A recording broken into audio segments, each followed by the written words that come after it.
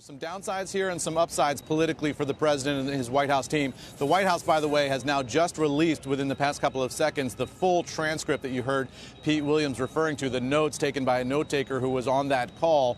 That's a multi-page document just put out by the White House. It's available online right now.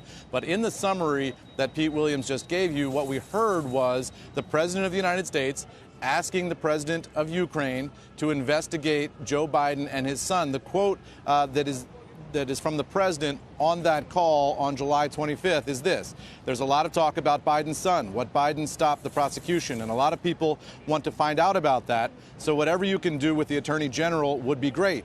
Biden went around bragging that he stopped the prosecution. So if you can look into it, it sounds horrible to me. So that's going to be the piece of this that Democrats focus on in the immediate short term. Now, the upside politically for the president is this new information that you'd also just heard from Pete Williams, which is that the Department of Justice has already looked at this and already made a conclusion as of last week that this is not a campaign finance violation. And the reason for that is because this is not the president requesting a thing of value as defined under campaign finance law. He is asking for an investigation, but they're saying that's not a campaign finance donation in any way.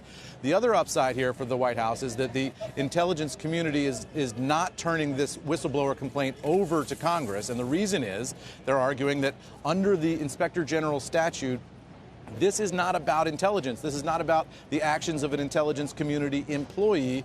This is high-level diplomacy between the president and a foreign power. Therefore, it's not appropriate to be turned over under that IG statute. So now the question becomes, will Congress see that full whistleblower complaint, and under what terms will they see it, and when will that happen? That will be, you can bet, the next ask from Democrats. But I think you're going to see the White House very clearly today pointing at this and saying, look, Department of Justice already concluded this is not a campaign finance violation, so no reason here to impeach the president over this. Sarah?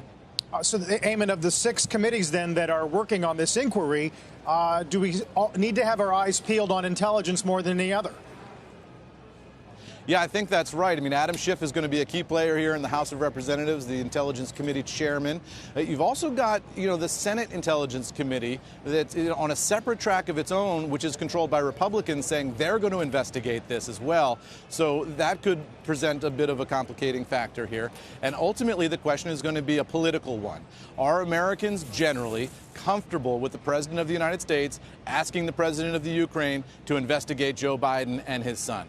That's going to be the heart of the matter. And that now, we know at least some of the facts on that because we now have this piece of the transcript and we can see word for word what the president said according to the note taker in the room. The White House has said nothing inappropriate here. This call was totally above board. Democrats have said it's potentially impeachable and we're moving forward.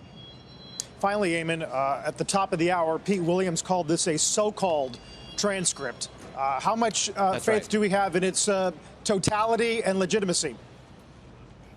Well, look, I mean, these are professional note takers and transcribers, but this is not an audio recording.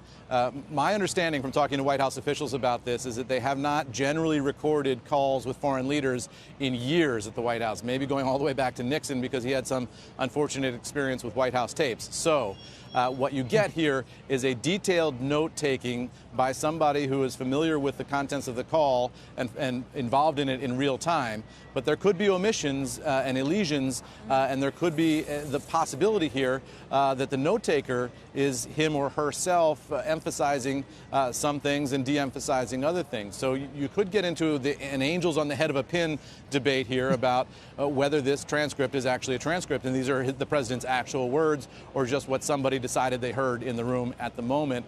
And then you get into a separate question, which is what was the whistleblower's motive here? The whistleblower may not be, and probably is not, the note taker. The whistleblower could be somebody who has this now secondhand.